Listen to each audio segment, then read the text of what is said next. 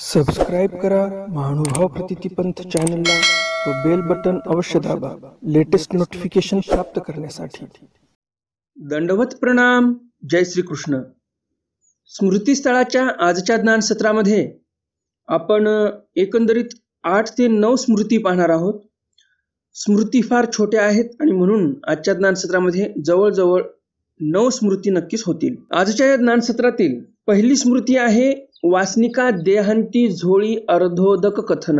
एखादा वासनिक आहे आणि त्या वासनिकांनी मरता मरता जर अनुसरण घेतलं, दीक्षा घेतली तर त्याला काय होईल ते भटोबास चांगदेव भटांना सांगतात। तर पाहूया नेमकं मरताना जर कोणी संन्यास घेतला तर त्याला काय होते ते। दुसरी स्मृती आहे देवता संबंधी जे महादोबा होते एका विंचुवाच्या दंशाने ते अनुसरण घेण्यासाठी कसे प्रवृत्त झाले, तो विंचूचा दंश कोणाला झाला आणि मग यांची बुद्धी कशी पालटली हे तुम्हाला दुसऱ्या स्मृतीमध्ये समजणार आहे। तिसऱ्या स्मृतीमध्ये चांगदेवाने जे विधान केलं त्याप्रती भटोबास आपली राय मांडतात की चांगदेवाने जे विधान केलं ते कसं आहे, त्याबद्दल भटोबासांचं काय म्हणणं आहे हे तुम्हाला तिसऱ्या स्मृतीमध्ये समजणार आहे। चौथी स्मृती आहे आवडी आवाका निराकरणे। भटोबासांना एकदा त्यांच्या शिष्याने उष्ट खायला दिलं, शिष्याने स्वतःचं उष्ट भटोबासांना खायला दिलं। त्यावर मग भटोबास काय म्हणतात शिष्याला आणि त्या शिष्याने असं का केलं, स्वतःचं उष्ट भटोबासांना का खायला दिलं हेही तुम्हाला समजणार आहे। अत्यंत महत्त्वपूर्ण स्मृती आहे। एकंदरीत हा ग्रंथच खूप महत्त्वपूर्ण आहे आणि म्हणून एकही व्हिडिओ सोडू नका। तुम्हाला वाटत असेल की तुमच्याकडून एकही व्हिडिओ सुटू नये तर चॅनल सबस्क्राईब करा। जर तुम्ही चॅनल सबस्क्राईब केलं नसेल तर हे नवीन दर्शकांसाठी सूचना आहे, ज्यांनी चॅनल सबस्क्राईब केलं नसेल त्यांच्यासाठी सूचना आहे ही। प्रत्येक स्मृती महत्त्वपूर्ण आहे आणि एकही स्मृती तुमच्याकडून सुटू नये असं वाटत असेल तर लवकरात लवकर चॅनलला सबस्क्राईब करा, बेल बटन दाबा आणि ऑल ऑप्शन सिलेक्ट करा। म्हणजे भविष्यामध्ये मी जे काही असे ज्ञानवर्धक व्हिडिओ टाकणार आहे ज्यामध्ये नवनवीन स्मृती तुम्हाला ऐकायला मिळणार आहेत ते व्हिडिओ तुमच्याकडून एकही सुटणार नाहीत। पाचवी स्मृती आहे भटोबासांना एका महात्म्याने पाणी दिलं आणि मग त्या प्रसंगावर भटोबासांनी काय निरूपण केलं हे आपण पाहणार आहोत पाचव्या स्मृतीमध्ये। सहावी स्मृती आहे चातुर्मासाविषयी। साधकाने चातुर्मास कुठे करावी, कशी करावी त्या संदर्भामध्ये भटोबास सांगतात शिष्यमंडळीला। सातवी स्मृती आहे काळ्या कृष्ण भटा जन विरोध प्रदानी मौन्य निषेधू। काळे कृष्ण भटांना चोर म्हणून पकडलं लोकांनी, चांगला मारही दिला आणि मग शेवटी एक जण ओळखतो अरे हे तर वेदवंती नागदेवाचे शिष्य आहेत आणि मग लोक त्यांना सोडून देतात आणि मग भटोबास संन्याशाचा वेश तयार करतात की भट्ट मार्गाच्या संन्याशाने कसा वेश धारण करावा। मग भटोबासांनी कोणता रंग द्यायला लावला कपड्याला, भटोबास तर आपल्या महानुभाव पंथाचे पहिले आचार्य, मग त्यांनी कोणता रंग द्यायला लावला शिष्यमंडळीला कपड्याला तर ते आपल्याला आजच्या ज्ञानसत्रामध्ये समजणार आहे की नेमकं 700-750 वर्षापूर्वी महानुभाव पंथीयांचे कसे वस्त्र होते, जे अनुसरलेले आहेत, जे संन्यासी आहेत महानुभाव पंथातील त्यांचे वस्त्र कोण्या रंगाचे होते हे तुम्हाला समजणार आहे। त्याचबरोबर 8वी स्मृती आहे रजतम निर्वचन पूर्वक सत्वस्थपरी सांगणे आणि 9वी स्मृती आहे जे शेवटची स्मृती आहे आजच्या ज्ञान सत्रातील ते म्हणजे पंचनाम पूर्वक क्षेपणे प्रशंसा। भटोबास म्हणतात अरे 5 नाम जरी आले तरी खूप झाले, 5 नाम तारी बाकी सब दुकानदारी। आणि या व्यतिरिक्त काय निरूपण केलं, कसं वागावं संन्याशाने, कसा ईश्वर प्राप्त होईल या संन्याशाला तेही भटोबासांनी सांगितलेलं आहे। तर हे सर्व ज्ञान तुम्हाला मी अवघ्या अर्ध्या तासामध्ये सांगणार आहे, ते पण शब्द न शब्दचा अर्थ सांगणार आहे। प्रत्येक वाक्याचा प्रत्येक शब्दाचा अर्थ मी तुम्हाला सांगणार आहे। उगच धावती पोथी आहे आपली असं नाही, तर प्रत्येक वाक्याचा प्रत्येक शब्दाचा अर्थ सांगणार आहे आणि म्हणून व्हिडिओ शेवटपर्यंत पहा, पोथी शेवटपर्यंत ऐका तर तुम्हाला या ज्ञानाचा लाभ होईल। नेहमीच्याच प्रमाणे तुम्हाला आजचंही ज्ञानसत्र नक्कीच आवडणार आहे आणि त्यामुळे लगेचच्या व्हिडिओला लाईक करा आणि जास्तीत जास्त आपल्या वासनिक मंडळीपर्यंत हा व्हिडिओ शेअर करा, म्हणजे त्यांनाही या ज्ञानाचा लाभ होईल। आजचं हे ज्ञानसत्र सुरू करण्याअगोदर आपण आजचा तिथीवार जाणून घेऊया आणि नंतर मग आजच्या ज्ञानसत्राला आरंभ करूया। आजचा तिथीवार आहे फाल्गुन अमावस्या शुक्रवार, प्लवनाम संवत्सर शके 1943, युगाब्द 5123, अंग्ल दिनांक 1 एप्रिल 2022। कालच्या ज्ञानसत्रामध्ये मी तुम्हाला प्रश्न विचारला होता अटनाचे किती प्रकार आहेत आणि आटन समजण्यासाठी उदाहरण कोणती दिली मी तुम्हाला। या प्रश्नाचं बरोबर उत्तर काय आणि कोणी या प्रश्नाचं बरोबर उत्तर दिलं ते सर्व आपण व्हिडिओच्या शेवटी पाहणारच आहोत। तर मग जास्त उशीर न करता चला तर आज काही नवीन ज्ञानार्जन करूया। दंड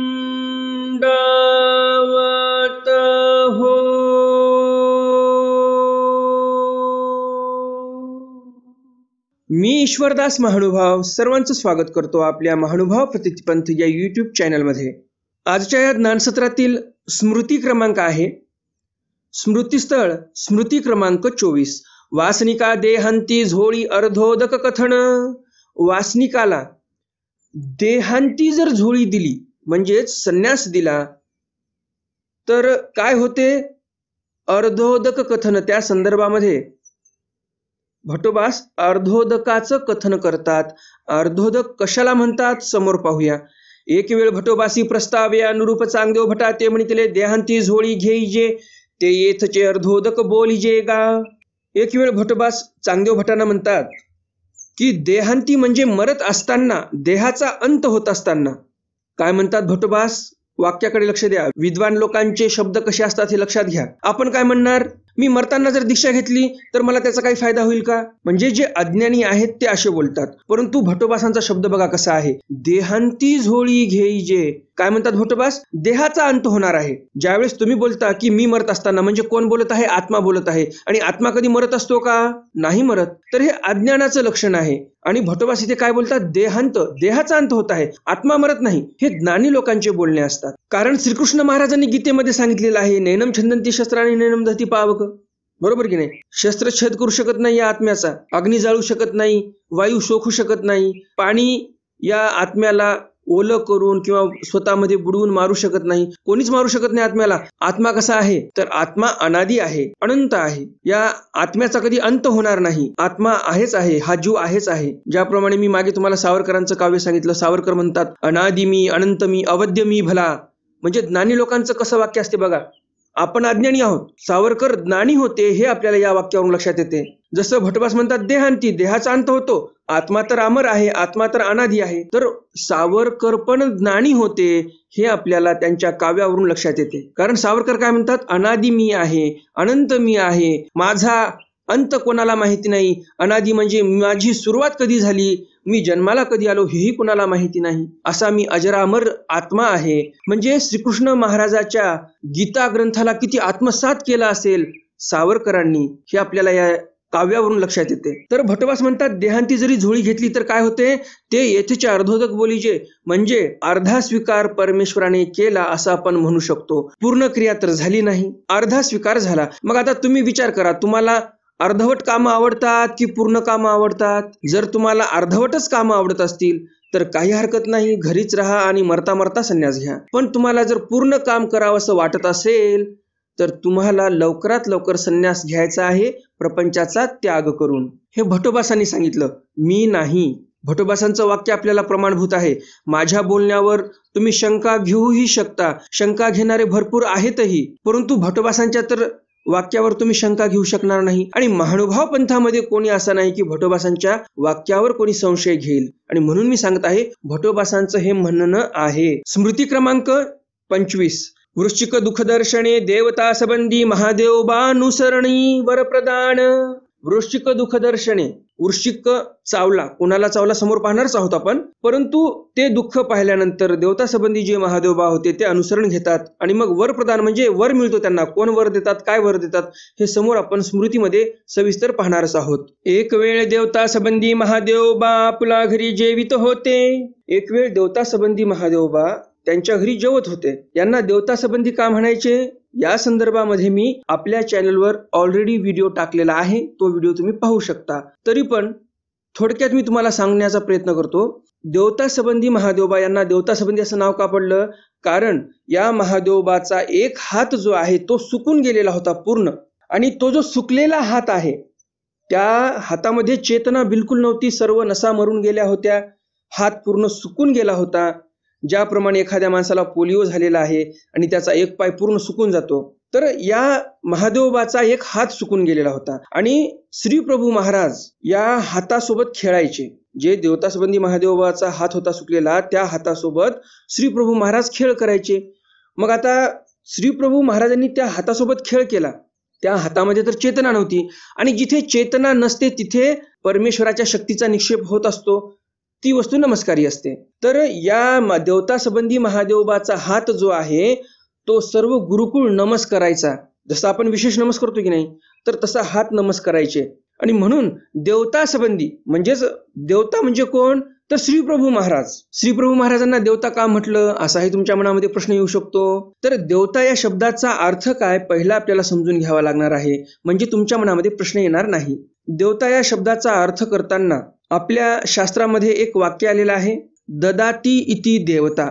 जी व्यक्ती देऊ शकते, पाहिजे ते देऊ शकते, त्यालाच देवता म्हणावं. आणि श्री प्रभू महाराज कसे आहेत, श्री प्रभू महाराजांना तुम्ही कैवल्यदान जरी मागितलं, ईश्वर प्राप्ती जरी मागितली तर ते देऊ शकतात. आणि ईश्वर प्राप्तीच्या पलीकडे कोणती वस्तू उरलेली नाही, म्हणजे सर्वात श्रेष्ठ वस्तूचं दान जर हे करू शकतात तर बाकीचं तर सहजच करू शकतात ना, खालचे दान. आणि म्हणून इथे श्री प्रभू महाराजांना देवता म्हटलेलं आहे, कारण ते देऊ शकतात. ददाती इति देवता, पाहिजे ते देऊ शकतात.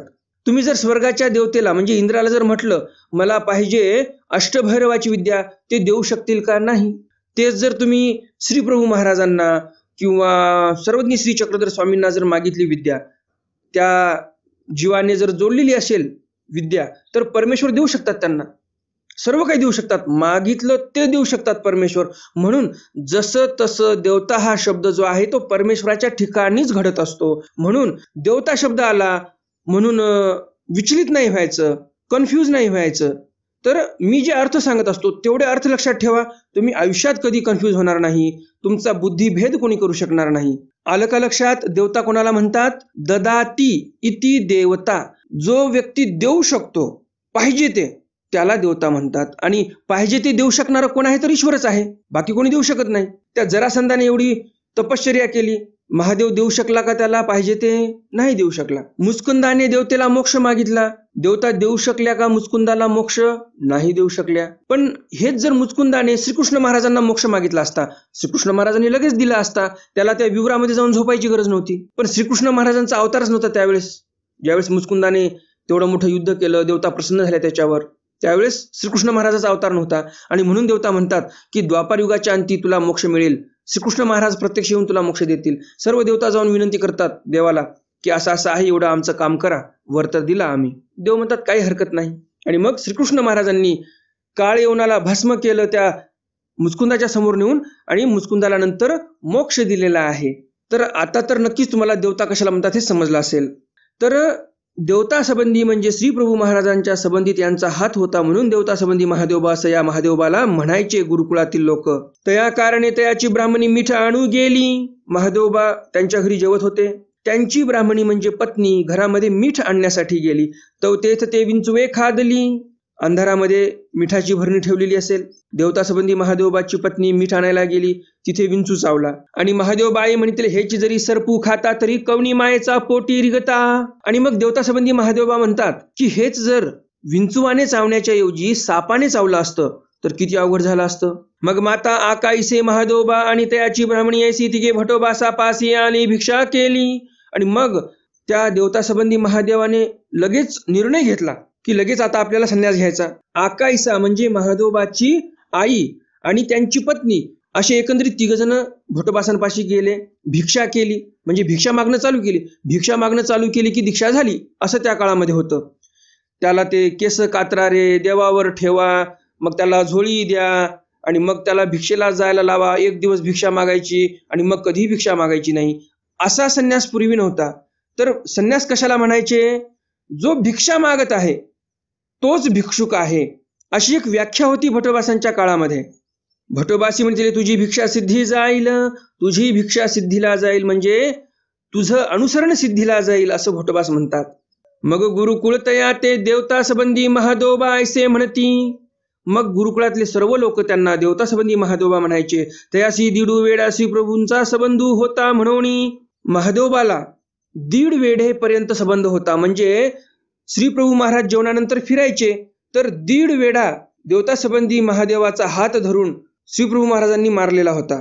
दररोज जे काही 5-10 वेढे मारायचे तर 10-5 वेढे न मारता या देवता संबंधी महादेवबाचा हात धरला, जो सुकलेला हात होता, आणि मग 1.5 वेढा मारलेला आहे त्या रायांगणामध्ये रुद्धपूरच्या. आणि म्हणून तो हात नमस्कारी झाला. तो हात नमस्कारायचे सर्व लोक गुरुकुळातले. हे आकाईसाचे पुत्र भटोबासाचे माऊस भाऊ.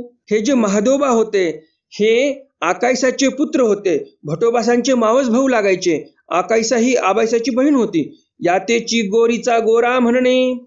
यालाच गोरीचा गोर असं म्हणायचे, असं हे स्मृतिकार आपल्याला सांगतात. तुम्हाला जर सविस्तर लीळा ऐकायची असेल, श्री प्रभू महाराजांनी कसे वेढे दिले, देवता संबंधी महादेवबाचा हात कसा नमस्कारी झाला, या संदर्भामध्ये तुम्हाला जर व्यवस्थित माहिती पाहिजे असेल तर तुम्ही मला व्हॉट्सअपला मेसेज करू शकता. मी तुम्हाला नक्कीच या लीळेची लिंक पाठवेल. किंवा श्री गोविंद प्रभू चरित्राची जी प्लेलिस्ट आहे त्यामध्ये पण ही लीळा आहे. तुम्हाला शोधता येत नसेल लीळा तर तुम्ही मला व्हॉट्सअपला मेसेज करू शकता आणि तुमचं सविस्तर नाव पत्ता पाठवा. ज्यांनी यापूर्वी मला परिचय पाठवलेला आहे त्यांना पुन्हा परिचय पाठवण्याची गरज नाही.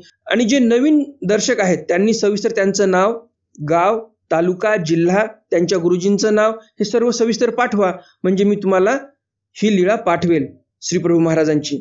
आणि सोबत हेही पाठवा की मला श्री प्रभू महाराजांची लीळा पाठवा असं म्हटल्यानंतर मला लगेच लक्षात येईल आणि मग मी ते लीळा पाठवेल देवता संबंधी महादेवबा याच्या संदर्भातील. स्मृती क्रमांक 26.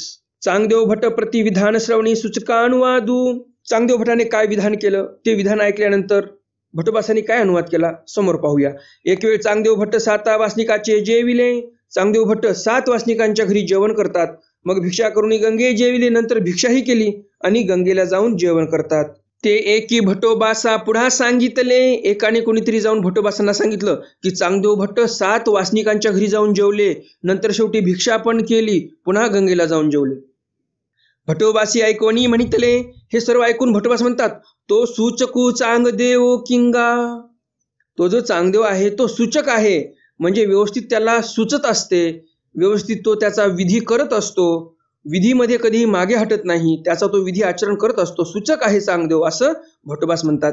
एकी वासना तो तोषू चांगदेव किंगा. एकी वासना असे म्हणतात भट्टोबास की तो तोषू चांगदेव आहे, म्हणजे सर्वांना तोषवणारा आहे. 7 वासनिकाच्या घरी जेवले म्हणजे त्या वासनिकांना किती संतोष वाटला असेल की एक महात्मे आमच्या घरी येऊन जेवले म्हणून.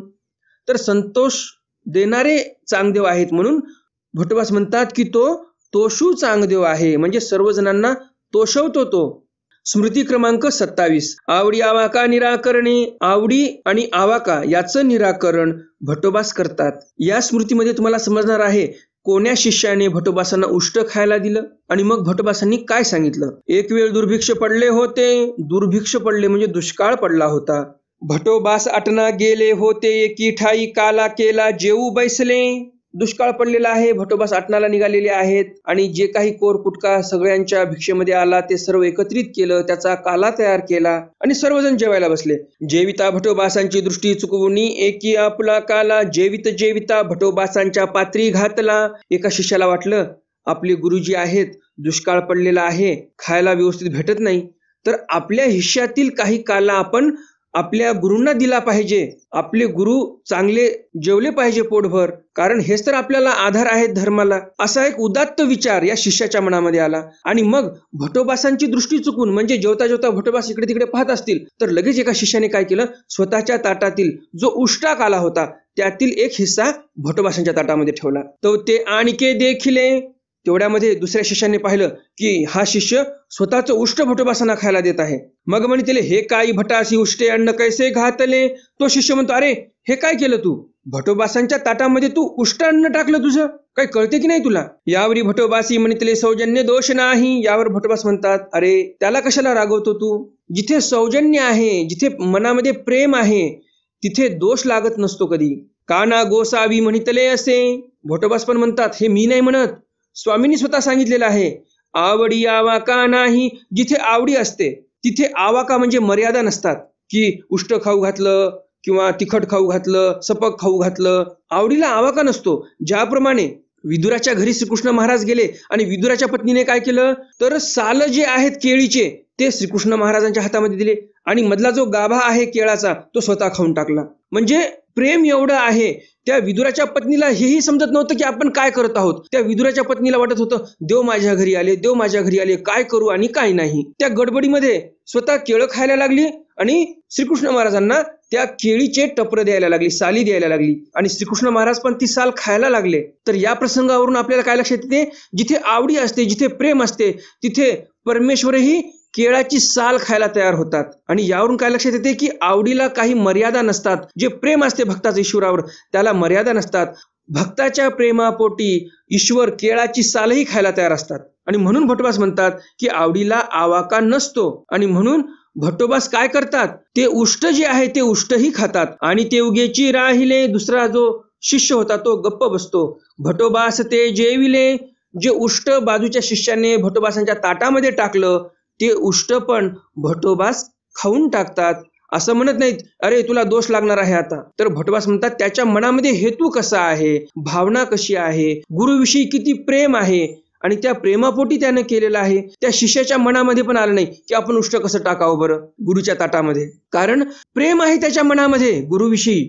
आणि म्हणून भटोबास पण म्हणतात त्याला काही दोष लागणार नाही आणि ते अन्न भटोबास ग्रहण करतात. तर ईश्वर धर्मामध्ये एवढी सूट आहे बघा. ईश्वर धर्मातील गुरुही तसे आहेत, ईश्वरही तसेच आहेत. ईश्वर अवतार पण सर्वज्ञ श्री चक्रधर स्वामी सारखे भाई देवाचे उष्टे बोरं खातात. त्या भक्ताची आवडी पाहून, त्या भक्ताचं प्रेम पाहून ईश्वर अवतार उष्टी बोरं खातात. आणि श्रीकृष्ण महाराजांसारखे ईश्वर अवतार जे चक्रवर्ती राजे होते ते भक्ताच्या घरी जाऊन केळाची सालही खातात. काय वाखाणावं या ईश्वराच्या कार्याला, या ईश्वराच्या गुणाला. ईश्वराचे जर गुण वाखाणायला गेलं तर समुद्राची जर शाई केली, मेरू पर्वताची लेखणी केली आणि या पृथ्वीची पाटी केली तरी पण आपण ईश्वराचे गुण लिहू शकणार नाही. ईश्वराच्या गुणाचं स्तुतिस्तवन करू शकणार नाही आपण. एवढे महान आहेत ईश्वर. आणि म्हणून अशा या ईश्वराची भक्ती करा. काय एक देणार नाहीत तुम्हाला ईश्वर, सर्वस्व काही देतील ईश्वर तुम्हाला. तुम्ही फक्त एकनिष्ठतेने भक्ती करा. स्मृती क्रमांक 28. महात्मा उदक प्रदानी बोडी गंगा विभेद निरूपण. महात्मा एक भटोबासांना उदक देतो आणि त्यावेळेस बोडीचं आणि गंगेचं विभेद म्हणजे भेद निरूपण करतात भटोबास. आता हे बोडी म्हणजे काय, गंगा म्हणजे काय, कशाचा विभेद निरूपण केला हे सर्व आपण सविस्तर स्मृतीमध्ये पाहणारच आहोत. एकोदी भटोबासासी तृषा लागली. एके दिवशी भटोबासांना तहान लागली. एका ते उदक मागितले. शिष्याला एका उदक मागितलं म्हणजे पाणी मागितलेलं आहे. तो तेही थिल्लरीचे उदक गाळून आणले. मग त्या शिष्याने काय केलं, एक डबकं साचलेलं होतं त्या डबक्यातून पाणी आणलं शोधून. भटोबासा संपा दिले. भटोबासांना दिलं. भटोबासी घेतले. ते पाणी पिऊन घेतलं भटोबासांनी. मग म्हणितले मज पाजले ऐसे आणि काशी न पाजावे हो. भटोबास म्हणतात मला पाणी पाजलं तसं दुसऱ्याला कोणाला पाणी पाजू नको. तर तेही म्हणितले भटो बोडी गंगा समान सांगितले की. तेव्हा तो शिष्य म्हणतो की स्वामींनी तर आपल्याला सांगितलं बोडी गंगा समान. गंगा म्हणजे गंगा नदी आणि बोडी म्हणजे डबकं साचलेलं पाण्याचं कुठेतरी रस्त्याच्या काठाला. तर त्या डबक्यातलं पाणी आणि गंगेचं पाणी दोन्ही समान असलं पाहिजे संन्याशाला पिण्यासाठी, असं तर देवाने सांगितलेलं आहे. असा तो शिष्य भटोबासांना सांगतो. भटोबासी म्हणितले ते आपण यासी पुढीलासी संपादिता बोडी ते बोडीची, गंगा ते गंगाची. मग भटोबास म्हणतात हे बोडी गंगा समान ते आपणी अशी म्हणजे स्वतःसाठी.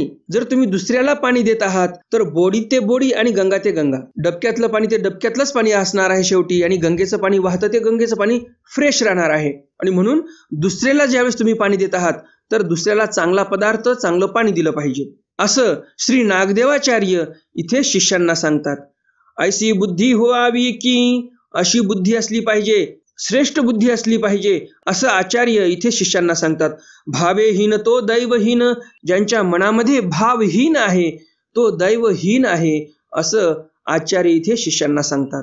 स्मृती क्रमांक 29. महात्म्या चातुर्मासी व्यवस्था कथन.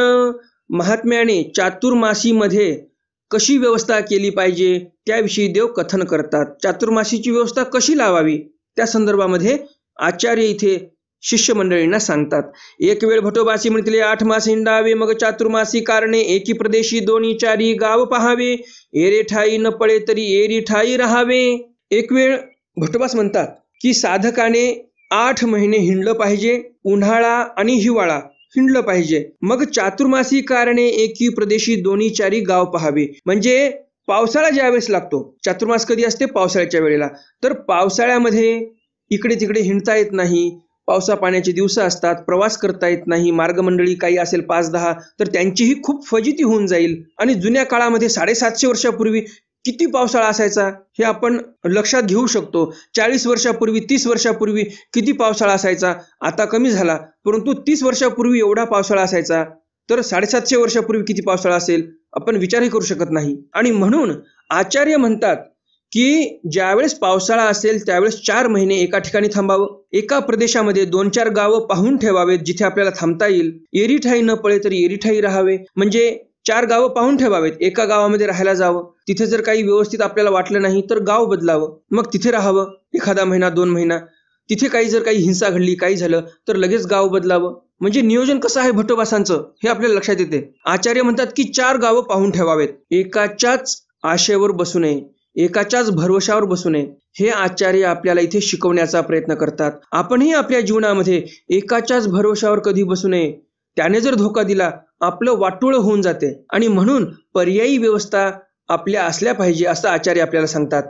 Plan A, plan B, plan C, plan D असे तयार असावेत असं आचार्य आपल्याला इथे सांगतात. म्हणजे आपली वेळेवर फजिती होणार नाही. जीवनामध्ये यश प्राप्त करण्यासाठी फार अनमोल असा संदेश, अनमोल अशी शिकवण आचार्यांनी आपल्याला दिलेली आहे. दैवराहाटीमध्ये आपल्याला कामाला पडेलच, कर्मराहाटीमध्ये पण ही शिकवण आपल्याला कामा पडणार आहे. स्मृती क्रमांक 30. काळे कृष्ण भटा जन विरोध प्रदानी मोन्य निषेधू. काळे कृष्ण भटांना लोकांनी पकडलं, मारलं पण, आणि मग त्यावर भटोबासांना हे प्रसंग कळल्यानंतर मौनाचा निषेध करतात भटोबास. काळे कृष्ण भटाटनी चोर म्हणून धरले, फोकवरी मारले. काळे कृष्ण भटांना लोकांनी पकडलं चोर म्हणून. एक चांगला ओला फोक काढला आणि मारलं पण त्यांना. काही शरीर संपा दिले, शारीरिक दुःख संपादन केलं. तो एकी म्हणतील हे वेदवंती नागदेव भटांचे नव्हे ती. एक जण म्हणतो अरे यांना कशाला मारताय तुम्ही, हे नागदेवाचार्यांचे शिष्य आहेत, जे वेदवंती नागदेव आहेत त्यांचे शिष्य आहेत म्हणून सोडिले. मग सोडून टाकलं. ते भटोबासे ऐकले मग म्हणतील ऐसे काय केले कृष्ण ये. भटोबास म्हणतात कृष्ण भटांना, हे कृष्ण भट्टा तू असं का केलं. एवढपर्यंत म्हणण्याची, एवढ्यापर्यंत म्हणणे असावं का, मार खाल्ला तरी तू बोलला नाही, एवढं म्हणणे असू नये. मग भटोबासी गोसावी सांगितला तो असन्निधान महात्मा वेशू रचिला. मग भटोबासांना स्वामींनी जो महात्मा वेश सांगितला होता असन्निधानी रचण्यासाठी तो वेश रचला. एरवी सन्निधान वेशू होता. एरवी सन्निधान वेश होता म्हणजे काय तर स्वामींच्या सन्निधानामध्ये जसे कपडे सर्व लोक वापरायचे तसेच सन्निधानामध्ये भक्त मंडळी वापरायचे कपडे, तर हा जो वेश होता तो बदलला भटोबासांनी. आणि कसा वेश केला तर गेरू द्यायला लावलेला आहे. गेरुवे वस्त्र होते महानुभाव पंथाचे पहिले. सर्वप्रथम आचार्यांनी जो वेश तयार केला ते गेरुवे वस्त्र होते. गेरुवे वस्त्राचा वेश भटोबासांनी तयार केला आणि समग्र जो शिष्य परिवार आहे भटोबासांचा 700-500 जे शिष्य परिवार होता सर्वांना भगवे वस्त्र दिले. गेरुवे वस्त्र कसे दिसतात, भगव्या वस्त्रासारखेच दिसतात. भगवे वस्त्र थोडे डार्क असतात, गेरुवे वस्त्र थोडे फेंट असतात, एवढाच फरक आहे. तर महानुभाव पंथाचे पहिले वस्त्र कोणते होते, भगवे वस्त्र होते. फेंट मध्ये थोडे फिक्के होते, एकदम डार्क नव्हते, फिक्कट असा भगवा रंग होता. आणि नंतर मग हे शिऱ्याचे कपडे निघाले, काळे कपडे निघाले, पांढरे कपडे निघाले. कोणी पांढऱ्या कपड्याला निळी देतात आणि ते कपडे वापरतात, कोणी गुलाबी कपडे वापरतात. परंतु मूळ रंग जो होता तो गेरुवा रंग होता. गेरू द्यायचे कपड्याला. गुलाबी कपडे तरी गेरुव्या रंगाशी थोडे मॅच होतात, म्हणजे गेरुवा रंग पण थोडासा तांबडाच असतो आणि गुलाबी कपडे पण तांबडेच असतात, तर काहीतरी साम्यता आहे. परंतु जे शिऱ्याचे कपडे असतात, शिऱ्याचे कपडे म्हणजे कसे, काळा रंग दिलेला आहे कपड्याला, थोडीशी नीळ टाकून त्यामध्ये, त्याला शिऱ्याचे कपडे म्हणतात. शिर दिलं असं म्हणतात. ग्रे कपडे ज्याला म्हणतात. तर ग्रे कपडे आचार्यांनी दिले नव्हते. सर्वप्रथम जे रंग दिला कपड्याला आचार्यांनी तो म्हणजे गेरूचा रंग होता. परंतु असं आहे की आपले लोक काय करतात की नाही हेच वस्त्र चांगलं, तेच वस्त्र चांगलं, आणि मग कपडे बदलून टाकतात. मग काळे कपडे का आले महानुभाव पंथामध्ये, तर मुसलमानांचे एवढे अत्याचार चालू होते पूर्ण या भारतावर, सर्व लोकांवर अत्याचार चालू होते. महानुभाव पंथ कसा सुटेल त्यामध्ये.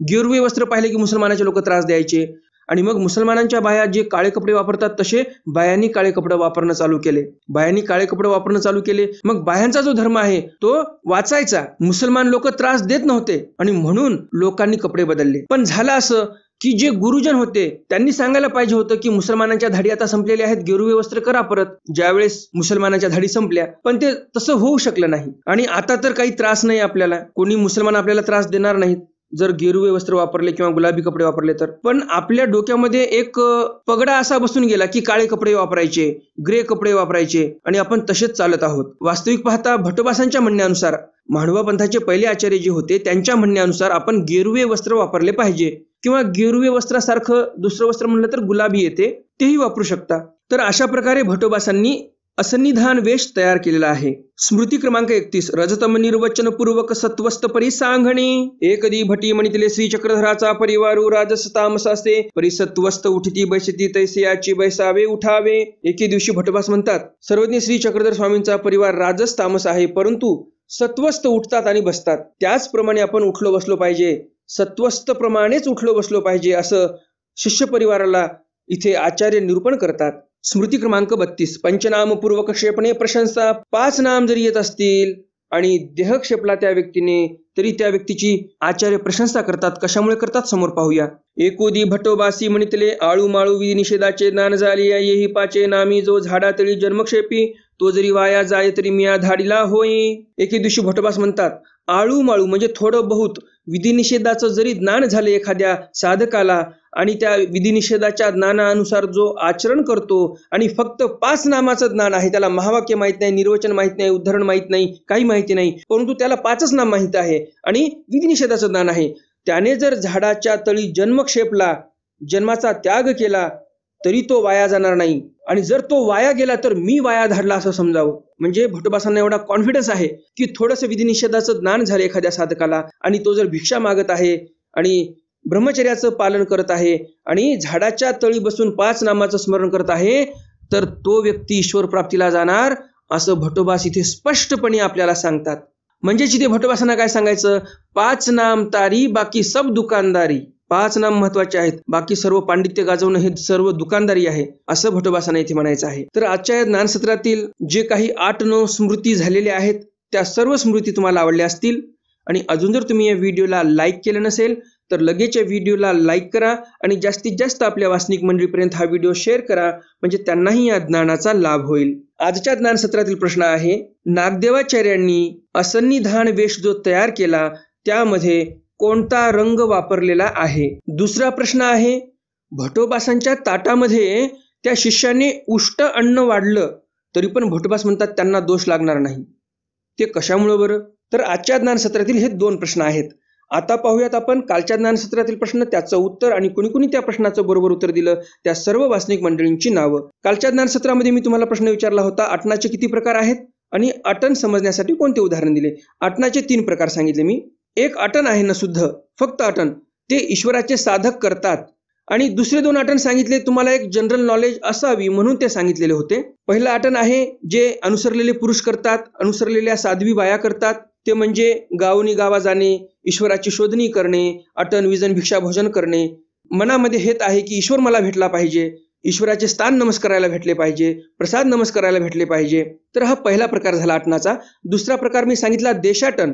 जे राजे लोक असायचे त्यांचे जे युवराज आहेत, राजकुमार आहेत, त्यांना ते देशाटनाला पाठवायचे की बघा आपला देश कसा आहे, आपल्या राज्यातील जनमानस कसं राहते, राहणीव कशी आहे त्यांची, त्यांच्या जीवनामध्ये काय दुःख आहेत, त्यांचे दुःख आपण कसे दूर करू शकतो हे समजण्यासाठी राजे लोक स्वतःच्या युवराजांना देशाटन करण्यासाठी पाठवायचे. आणि उदाहरण दिलं होतं छत्रपती शिवाजी महाराजांचं. छत्रपती शिवाजी महाराजांनी स्वतःचा मुलगा, एकुलता एक मुलगा धर्मवीर छत्रपती संभाजी महाराज यांना सोबत नेलेला आहे. वयाच्या अवघ्या 9व्या वर्षी स्वतः शिवाजी महाराजांना स्वतःच्या मुलाला सोबत नेलं देशाटन करण्यासाठी. चल तुला देशही पाहायला मिळेल आणि कसा तो क्रूर औरंग्या आहे त्यालाही तुला पाहायला मिळेल, तुला भविष्यामध्ये कुठपर्यंत मजल मारायची आहे, जणू काही तेच छत्रपती शिवरायांनी संभाजी महाराजांना दाखवून दिलेलं आहे. तर असं देशाटन राजे लोक स्वतःच्या मुलाला घेऊन करायचे. आणि पर्यटन म्हणजे काय, तर प्रेक्षणीय स्थळ पाहण्यासाठी जाणे. महाबळेश्वर, पाचगणी, कुलू मनाली, हिमाचल, जे काही काश्मीर वगैरे किंवा गड किल्ले आहेत हे पाहण्यासाठी जाणे. आणि जाण्याच्या अगोदर व्यवस्थित हॉटेल बुकिंग करणे, व्यवस्थित रिझर्वेशन करणे, विमानाचं असेल, रेल्वेचं असेल, हे सर्व नियोजन लावणे की आपल्याला दुःख होऊ नये. सुख सुविधेचं व्यवस्थित नियोजन करणे आणि मग घराच्या बाहेर निघणे, याला पर्यटन म्हणतात.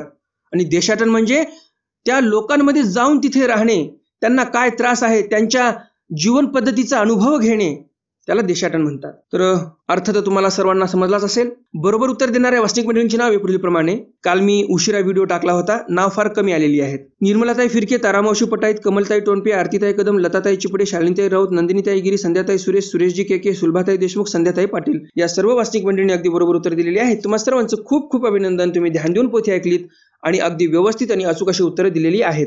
ज्याप्रमाणे तुम्ही कालच्या ज्ञानसत्रातील प्रश्नाचं उत्तर दिलं त्याचप्रमाणे तुम्ही आजच्याही ज्ञानसत्रातील प्रश्नाचं उत्तर नक्कीच देणार अशी अपेक्षा आहे. तर मग भेटूया उद्याच्या ज्ञानसत्रामध्ये भटोबासांच्या काही नवीन स्मृतीसह, ज्यामध्ये साकाईसा गृहस्मरण निषेधे विजन प्रकाशी कवनाचा गोल्लो म्हणणे, फारच सुंदर स्मृती आहे, ते उद्या पाहणार आहोत आपण. महात्मीय विधी व्यतिरिक्त ग्रामगमन निषेधू ही स्मृती आपण उद्या पाहणार आहोत.